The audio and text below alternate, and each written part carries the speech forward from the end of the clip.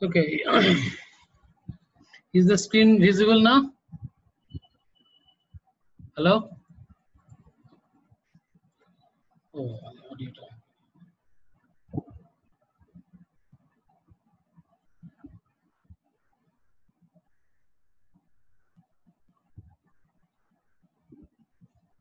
Is the screen visible now?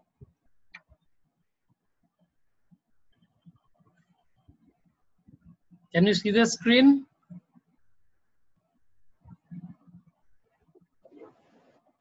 Huh? Are you seeing the screen or not? Okay. So let's start. So today is the third lecture on the microwave spectroscopy, or we say rotational spectra of molecules. So in the second lecture, we discussed about various classification of molecules that includes linear molecules, symmetric top, asymmetric top, and spherical tops. Then we discussed about how an external electromagnetic radiation field interact with a rotating molecule. And we showed that when a molecule rotates, its dipole moment change that results in oscillating field, and that oscillating fields and the external applied field interacts to produce the rotational spectrum. And the finiteness of the transition moment leads to some selection rule that we have already discussed. That is, two selection rules. So, two rules were there. Firstly, the molecule must have permanent dipole moment to exhibit the rotational spectra. And secondly, the transitions are allowed only between adjacent levels. That is, adjacent means if we consider any level, the level just top of that and bottom of that is delta J equal to plus minus 1. And the plus 1 corresponds to absorption and minus 1 corresponds to emission. Then we discussed about the rotational spectra of molecules. They are basically rigid diatomic molecules. There we calculated the energy eigenvalues and we find the rotational constant B, which was equal to h square by 8 pi square I. And that is actually the separation level between various rotational absorption lines. And we also discussed that if any diatomic molecule, if any of the atom is replaced by its isotope, then this spectrum or this absorption band shifts. Then we also discussed about the case of HCl by using HCl35 and HCl37. Later, we also showed that the intensity of all these lines, all these rotational absorption spectrum were not equal, and that intensity basically depends on two factors. Number one is the population of a level, and second is the degeneracy, that is 2j plus 1 of the level. And we also showed the graphical variation of that. Then we move towards more practical cases where the diatomic molecule is non-rigid, so that there is the elastic bond have certain extent of extension during this rotation. That is, centrifugal distortion was there, and there was a factor of minus d j square into j plus 1 whole square. That is, that time arises due to the centrifugal distortion, and this leading to the suppression of the energy levels by certain amount. So we have observed that in case of this non-rigid rotator, the energy absorption band shifts towards left. Now, today I shall discuss about the vibrational excitational effect. So we have studied already the rotational motion, and in addition to that, the molecule also have vibrational motion, and this vibration is usually anharmonic. Okay, so we need to have some correction to the centrifugal distortion to account for this vibrational excitation of the molecule. So the internuclear distance of the molecule varies as the vibrational excitation of the molecule changes. And then I think we may make it this way.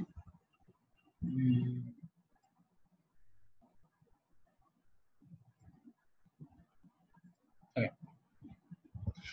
And Secondly, that the intermolecular distance depends on this vibrational excitation of these molecules, because by changing different degree of vibration, this intermolecular separation also changes. Then suppose each vibrational state is represented by a number, say V. I'll be discussing this in vibrational spectra also. And you can find this is simply for a quantum oscillator, the energy is n plus half h cross omega. This is that quantum number n, here it is V. So this is the vibrational energy correction for that. So actually the for this diatomic molecule, the rotational constant B to be corrected by a factor Be minus this alpha E into V plus half, where this alpha is a constant. This one, this thing we will be deriving when we shall discuss about the infrared spectroscopy.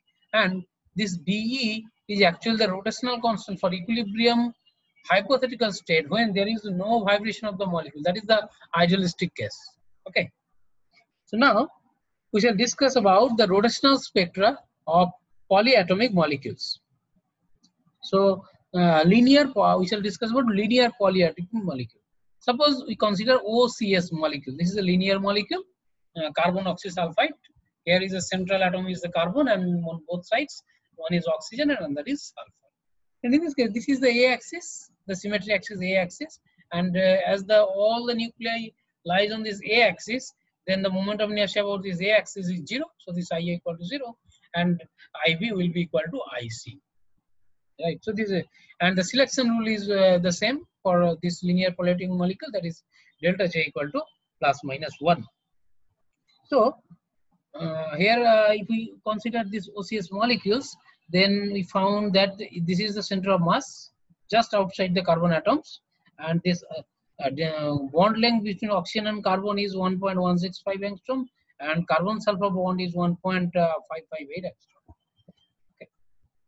So any kind of transition that leads to from say J to J plus 1, this absorption band corresponds to this nu J bar equal to this. You can just simply put that delta nu equal twice B J into J plus 1, B J into J plus 1 minus D J square into J plus 1 square, and then put all those data.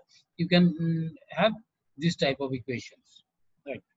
So the moment of inertia for this end-to-end rotation, I mean this type, this end-to-end rotation of these linear molecules will be much larger, whereas B will be much smaller.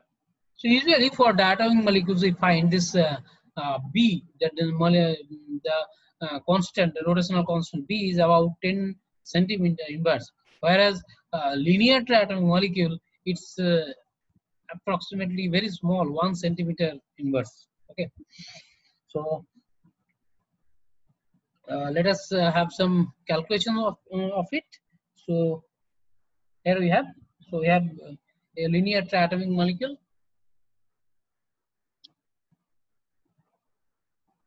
So we have a linear triatomic molecule.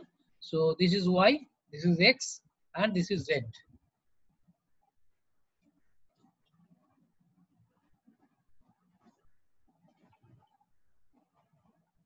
This is X, this is Y, and this is Z. And this is, say, the center of mass lies just outside over here. And this is R, this distance is R.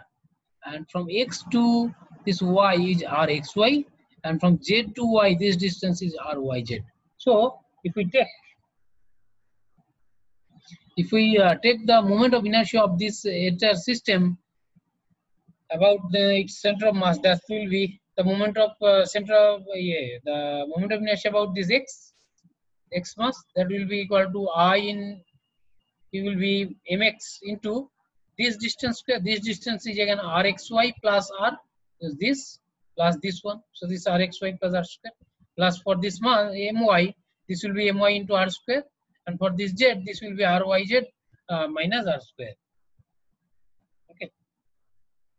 So this is the moment of inertia, and if we simplify this one, we shall get this one. We shall use also this one, that moment of mass about the center of mass must be same, that is mx into rxy plus r plus my into r will be equal to mz into ryz minus r, and we take capital M as mx plus my plus mz.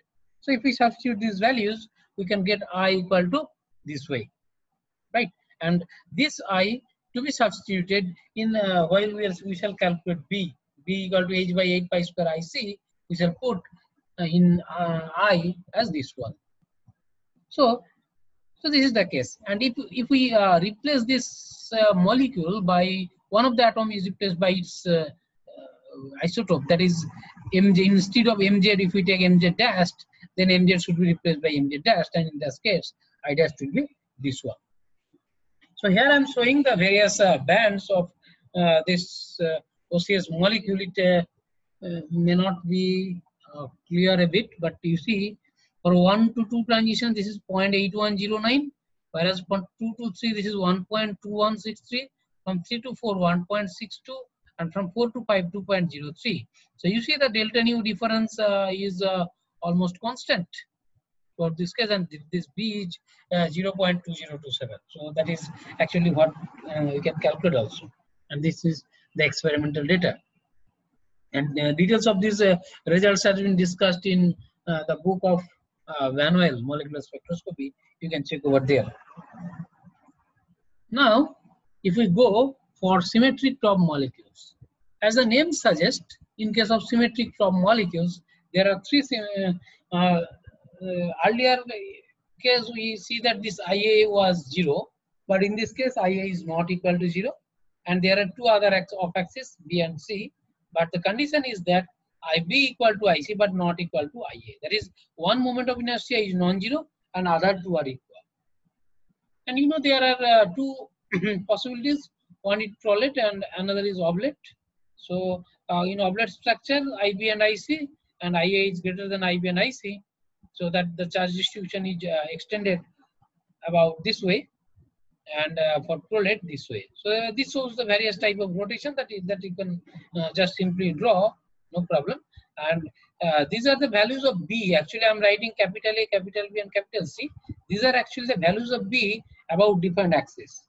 If the molecule rotates about A axis, then A will be h by 8 pi square IAC. If the molecule rotates about B axis, then the rotational constant B will be h by 8 pi square IBC. And if the molecule rotates about C axis, then its rotational constant B, I have written as C, is equal to h by 8 pi square IC into C. So IC is the moment of inertia of the molecule about C axis.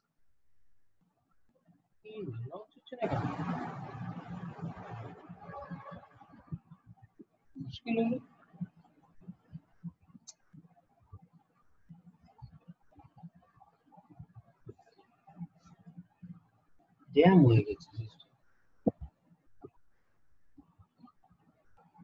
What is it?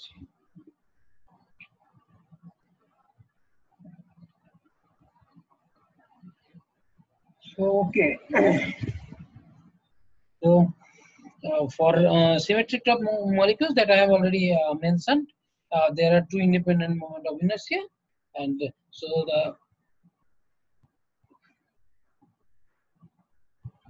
best example we can take, I think if this is there or not, okay.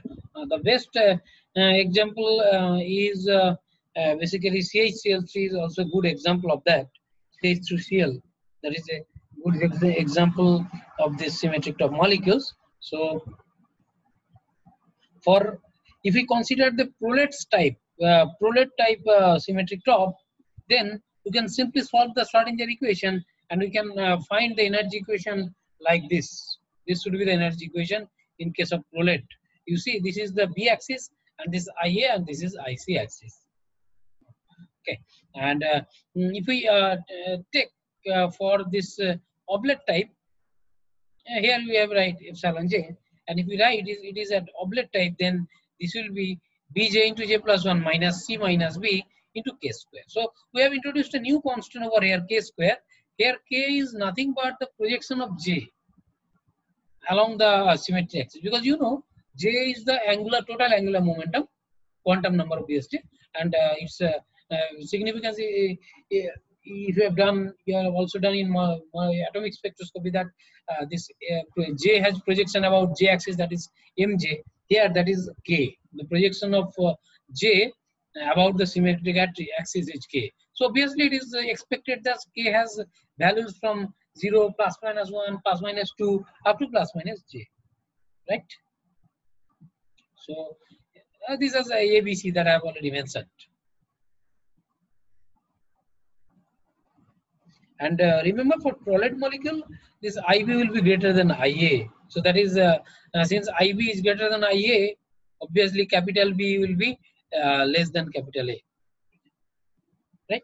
And for oblate, that is IB is less than IC. This IB is less than IC, so B will be greater than C. That is the main distinction between tolate and oblate, and rest of the things are fine. So here I am showing the actual spectrum shown by a symmetric top molecule. So this is the case of rigid tolate, and this is the case of rigid oblate. Okay, the spectrums are almost same. There is as such there is no significant difference. But if we go to higher energy levels, only difference will comes in these spacings of this level, because you see the spacing of this level will be determined by these constants. That means these rotational constants for this. Okay.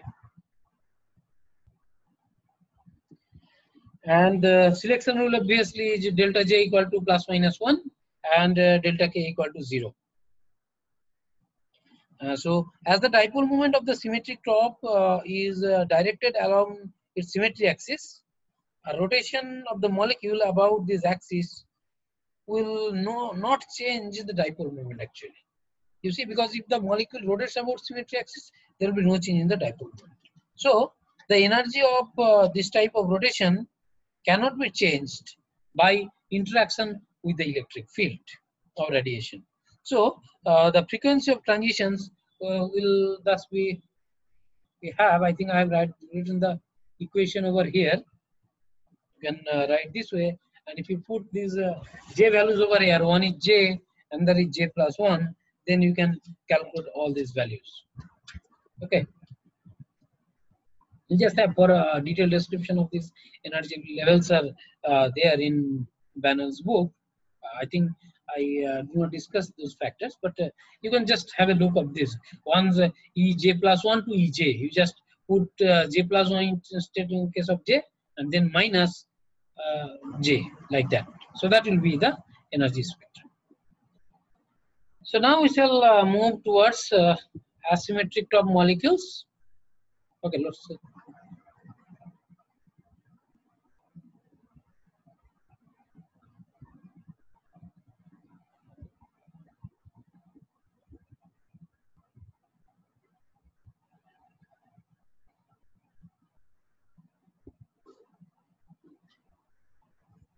Just wait.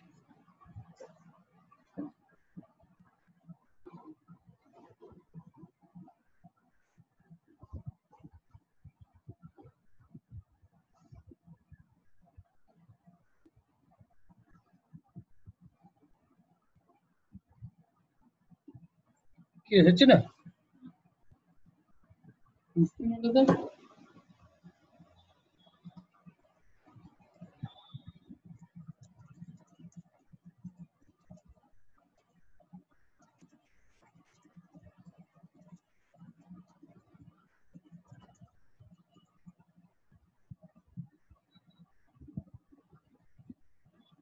আচ্ছা হলো তো এটাই তো করবো এছাড়া তো উপায় নেই আর ওয়েবসাইটে প্রথম থেকে যে টিসিএস কে দিয়ে বানাইছে আর লোক ফেরানো সস্তায় কাজ করবে দিতে চাইছে না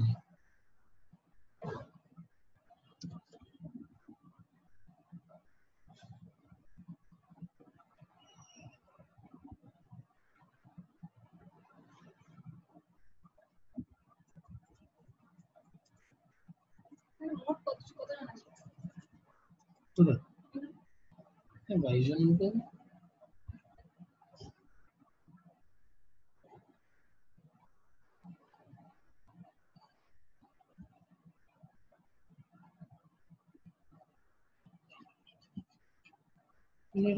ছবি ছবি দিবে তুই 5টা ছবি উঠে যাবে টাক টাক টাক টাক বলে দিবি ক্যামেরা সিলেক্ট কর ক্যামেরাটা সিলেক্ট কর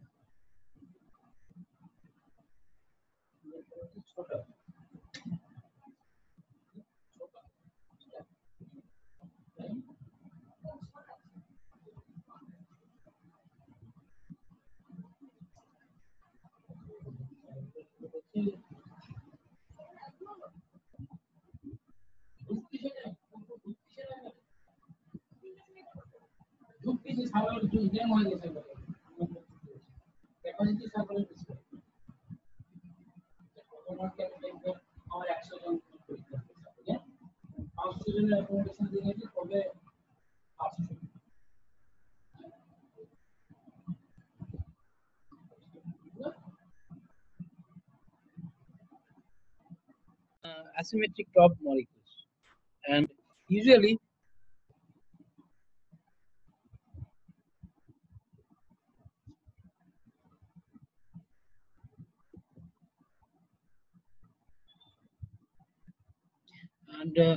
usually most of the molecules belongs to this asymmetric top category molecules. Okay, mostly in most of the cases. For asymmetric top molecules, the plus minus kz degeneracy which exists for symmetric molecule will now not be valid over here.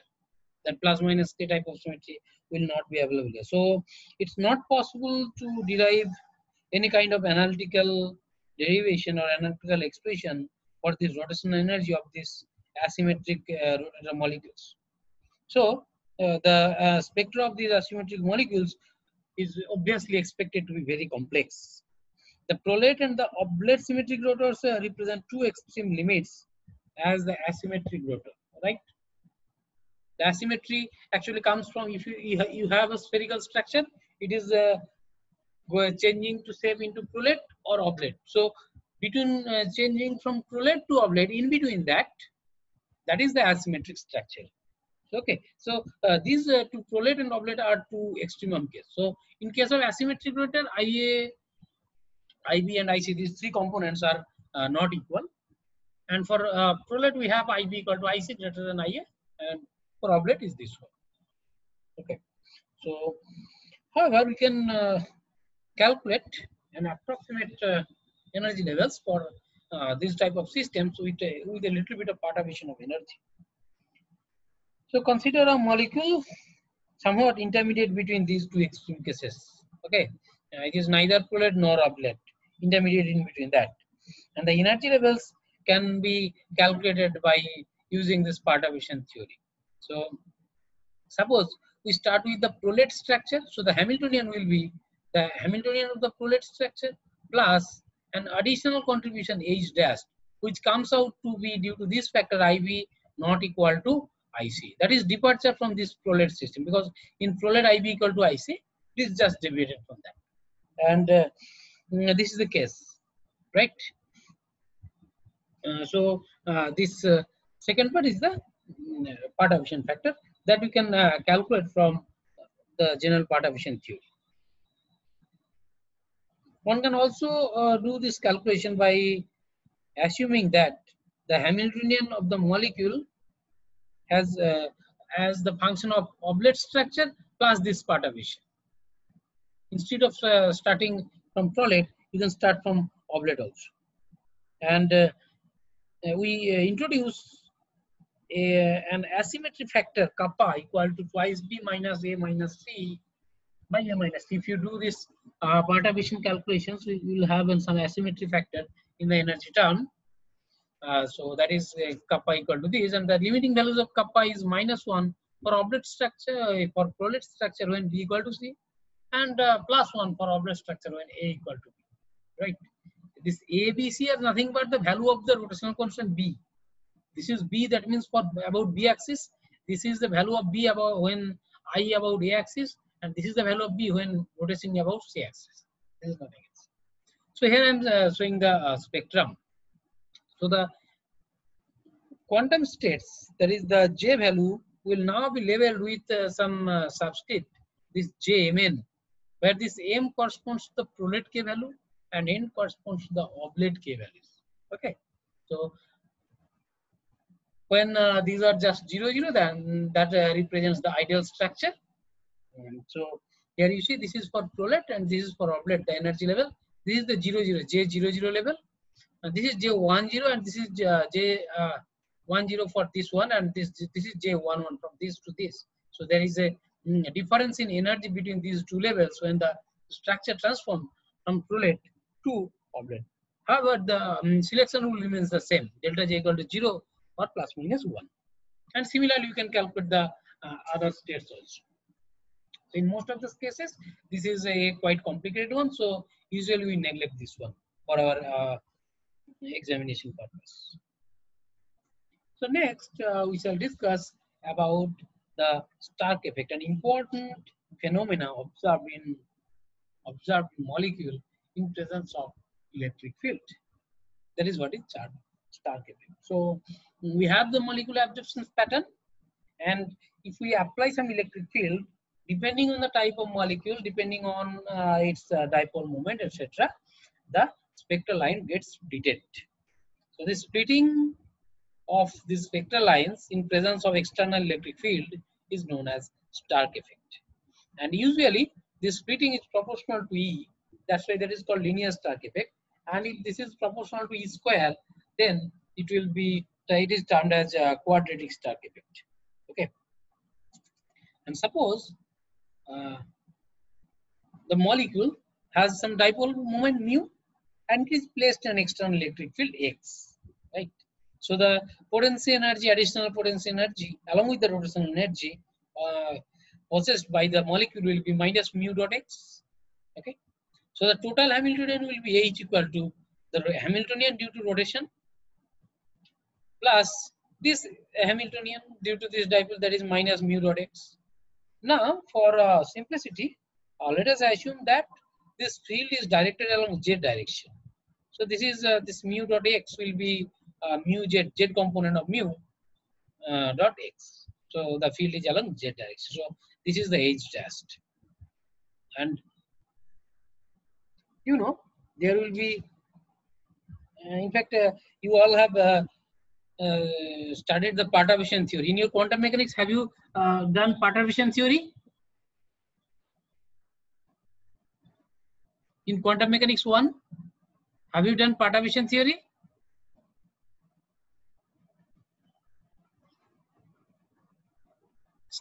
Anyone please respond. Have you done perturbation theory in your quantum mechanics 1 or 2? I think in both the semester you have read quantum mechanics, and I think you have done perturbation theory. Okay. So if you use this, then this is a very well-known problem in perturbation theory, that the modification of energy levels of a molecule in presence of electric field. And there you have seen that the first order correction is 0 for a linear molecule, right? However, for any symmetric rotor, if you take this, if you calculate this perturbation energy term, you will be getting like this. You can try it at your home. The energy term, this is only the perturbation term, along with the original rotational energy term, Bj into j plus 1 minus dj square into j plus 1 square. That is already there. This is the perturbation term. That will be mu mj kx by j into j plus 1. And for k equal to 0, obviously this term is 0. That is, there will be no correction for the ground state, because then in ground state j equal to 0 and k equal to 0. Okay. So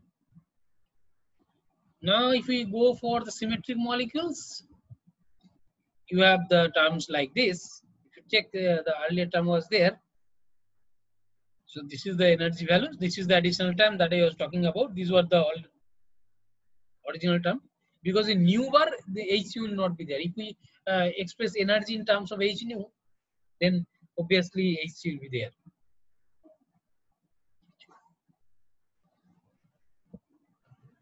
Yes.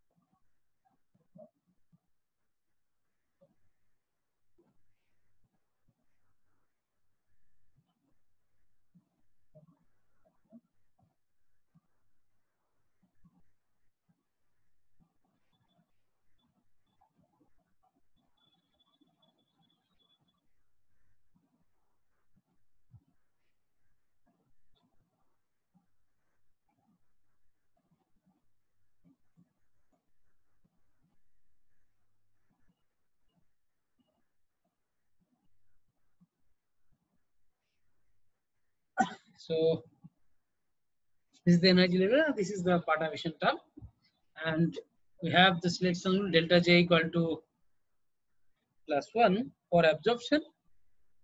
For delta K must be 0, and additional rules are there. Delta Mj must be 0. Also the energy levels of this. So this is the energy correction term. So if you see this one, the first part Stark effect. These are the two energy levels for which J equal to 1, J equal to 2, and this corresponds to J equal to 1, K equal to 1, and this also corresponds to J equal to 2, K equal to 1. So that is J equal to +1 and K equal to delta J equal to +1 and delta K equal to 0. Earlier it was a single line in absence of electric field, but in presence of electric field, these lines are splitted. So since this is J equal to 2, it will be splitted for 2, 1, 0, -1, -2. There is here it is not, the minus is mistaken, so you write -1, -2, obviously, and actually in molecular spectroscopy the minus will be in upper side. Okay, and for this j equal to 1, this will be minus 1, 0, plus 1. So in this case, this is here field equal to 0, here field not equal to 0. And we have transition rules that delta mj not equal to 0. So from 1 to 1, 0 to 0, minus 1 to minus 1. So these three transitions will be observed. Actually, so this single line in presence of the electric field will be splitted into these three lines, right? Okay.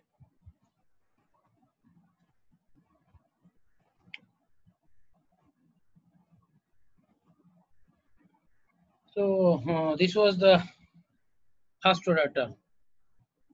And we have already mentioned that's for linear molecules and symmetric rotor, k equal to 0, this term vanishes. And if we have linear molecule, symmetric type, as the first order term vanishes, we have to move towards the second order term. And if you calculate the second order perturbation, E2, this will be like this one. And you see, here it is x square, that is x here is the electric field. So this is electric field square, that is a quadratic effect is observed.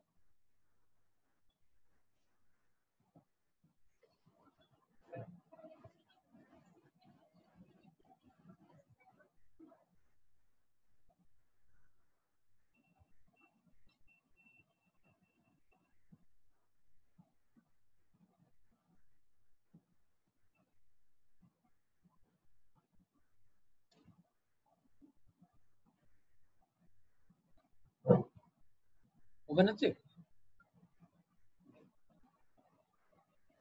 Okay. So we have this second order energy correction term. And if we take the ground state for j equal to 0 and mj equal to 0, if you put j equal to 0 and mj equal to 0 over here, so you have this term minus mu square x square by 6hb. Okay.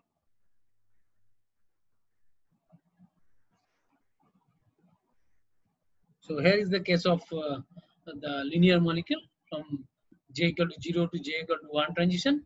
For j equal to 1, it is split into 0 plus minus 1. I'm not showing all the threes. And for this is 0, so mj will be 0. Obviously, it will be depressed because this E00 equal to minus this term. So as a result of this term, this ground state will be depressed to these values. So this is the actual transition because we have delta mj must be 0. So only possible transition is 0 to 0. So this will be the new energy level. Here the energy level is not splitted. The single line is already there in single line, but the frequency has now changed. So if we calculate this one, we calculated this is in terms of energy. If we calculate E equal to h nu, then we have this term like this. So this thing you have to remember. I think you have done all these calculations in your quantum mechanics course. Okay. So the Stark effect is important because if we have a well resolved Stark pattern, then we can identify various J values involved in some particular transitions of molecular absorption levels so that we can identify various molecular energy states. Secondly, the intensity distribution of Stark pattern can be used to distinguish between the P, Q, and R branches of the absorption spectrum. This P, Q, and R branch I will be discussing in the vibrational spectroscopy. So these are the three sets of transitions, the delta j equal to plus 1, 0, and minus 1 like that. So which transitions corresponds to j equal to plus 1, which transitions corresponds to j equal to 0, and which corresponds to j equal to minus 1, that can be distinguished because all these plus 0, plus 1, 0, minus 1, these start splitting levels, energy frequencies will be different. Third one, it enables us to measure accurately the electric dipole moment of a molecule. There are several methods of calculating this, not only calculating, but determination of this, the electric dipole moment, this dipole moment of the molecules, because there are several methods. But by this method, since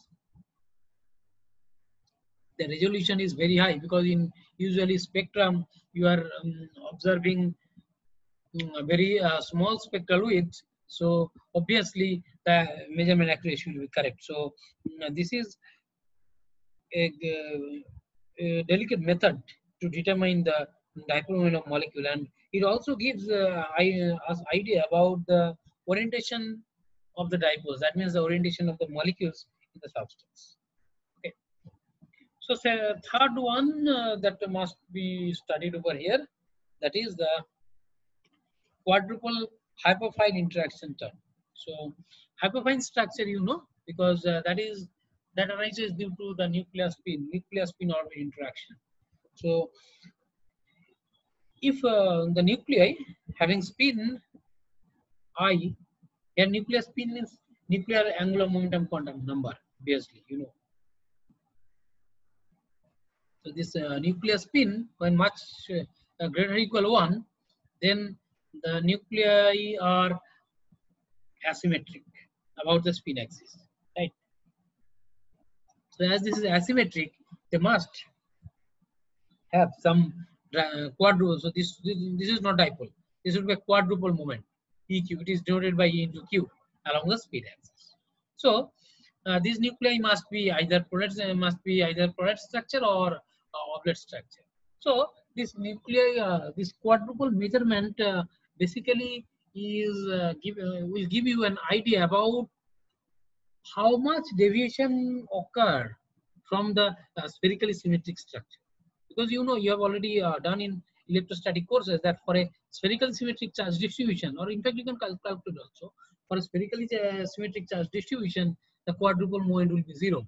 So for any kind of non-spherical charge distribution, the quadruple moment will be non-zero. So if we can find the quadruple moment of the nucleus, and if we find it as non-zero, then we can predict about the structure of the nucleus also.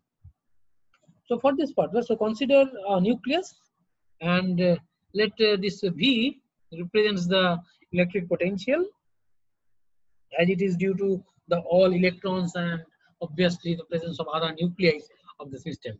So this V is equal to E by R. This is done in CGS system. So this is E by R for that individual selected nuclei, and this is sum over all other nuclei. So if we consider the electric field gradient, so this is a symbol just. Electric field gradient. Electric field is del V del Z, the modulus I am taking, del V del Z, and its gradient along Z axis, that is del by del Z of del V del Z. So that is del 2V del Z2. So this is the electric field gradient. Right. So for symmetric rotor, if the nucleus lies on the molecular symmetry axis, then the first order perturbation, from using first order perturbation theory, we can calculate the energy like this. I think the expression is not clear. I'm just reading out. This is E square Q, capital Q, 3K square by J into J plus 1 minus 1 by 2I into twice I minus 1 into 2 J minus 1 into 2J plus 3 whole into this one. So, and we have introduced a factor C, which is equal to F into F plus 1 minus I into I plus 1 minus J into J plus 1. It is just like G factor identical with G factors. And this F equal to J plus I is the total angular momentum, right? And if you see for this quadruple hyperfine, in case of this quadruple hyperfine interaction, for Froude symmetric rotor, you see this one. This one, I think this is for J I equal to spin equal to 3 by 2. So this plus 1, that's 3 by 2, 5 by 2 and half. And this is for F equal to 3 by 2. So this is J equal to 0, K equal to 0, and this is J equal to 1 and K equal to 0, the next excited state. And these values you can calculate by putting these respective values here. And the selection rules, obviously, this delta J equal to plus minus 1, delta K equal to plus minus 0, delta F equal to 0 and plus minus 1. And from these selection rules, you can find there are 3 possible transitions instead of 1. Okay. So these are the nuclear quadruple hyperfine structure. And now we shall talk about a little bit the interstellar stellar molecules. Actually, molecular absorption spectrum is the most effective method to study the interstellar gases, the composition of the gases. You know, radio telescope earlier was used to study the universe, to study basically the radiations in the radio frequency range, the range that coming from the outer atmosphere. Later, around 1960s, the observation was extended to microwave and millimeter wave regions also. And now you see even meter wave also is there. GMRT, Giant Meter Wave Radio Telescope, was there in Italian University Research Center. They basically observe this radiation spectrum, and the stellar materials can be found out also. And you know, ammonia was the first molecule, in fact, polyatomic molecule that was detected in 1968 or 70s, like that, using a telescope whose diameter was a 6.3 meter, that operates in millimeter wave region, and it has the absorption line above 1.25 centimeter of wavelength. Okay, so that was the first polyatomic molecule that was discovered, and other molecules are there. Here is a list of interstellar molecules that are available in our outer space. Okay, and now about the microwave spectrometer, you can just read from your book. I'm just giving an outline. So obviously, since this is a spectrometer, just like any optical spectrometer, we have a source. We must have some arrangement for measuring frequency. We have to pass this radiation through the substance, and the substance must be put in a sample holder, and we should have a detector to study the absorption spectrum. So this is the basic schematic. So klystron is basically a system which produces microwave, and it is passed to this one. So this is the sample cell, and klystron is supplied by a specified power supply which operates usually 300 to 4000 volt, which produces backward wave oscillation. And there are several frequency measuring devices along with this associated to measure this frequency. Usually we use cavity wave meters, which has accuracy between ±1 to ±5 megahertz. This is usually used to get a rough estimate of the frequency of the microwave. Okay. Second is the guidance radiation cell. The radiation is focused through this cylindrical cell, and a sample cell is there in which a sample is put, and the sample is usually gaseous type. It is taken in a guided wave-like structures and a cylindrical structure, and both of its ends are sealed with glass. Okay, and there is a detector. Usually, a silicon crystal detector is used over here, and several other accessories like lock-in amplifier, preamplifier, etc. are there. Modulators are there to study the signal. So this is a basic schematic of the microwave spectrometer. You can read in detail in the book, that Banner's book. I think it is there. So now we are at the end of this molecular spectrum. So what are the importance of rotational spectra? From rotational spectra, we can calculate the absorption band, that is twice B. From there, we can find B, and at this B depends on I. So we can determine the molecular structure also, and you can also determine the dipole moment of the molecules, right? And thirdly, we can calculate the atomic mass, because once we have this B, we can calculate I, and we know I equal to mR square. If we know the bond length, then we can find the atomic masses of the molecules. And obviously, we can precisely measure the nuclear quadruple moment of the molecules and its hyperfine structure. So these are the major importance of the rotational spectra, and it is still being used to identify the molecules by the chemists mostly. So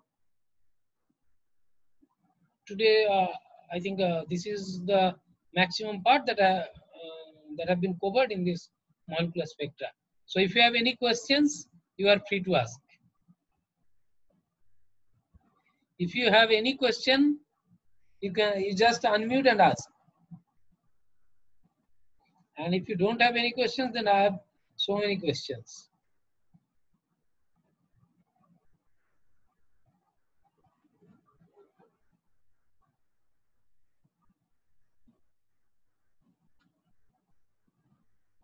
Okay, then I think your assignment one, submission deadline of assignment one is today midnight. And I have already shared 3 assignment. Assignment 2 is to be submitted by 29th. And assignment 3 to be submitted by 10th of September. Okay, so these deadlines are not flexible at all. So you have to submit within this deadline, because otherwise it will not be extended.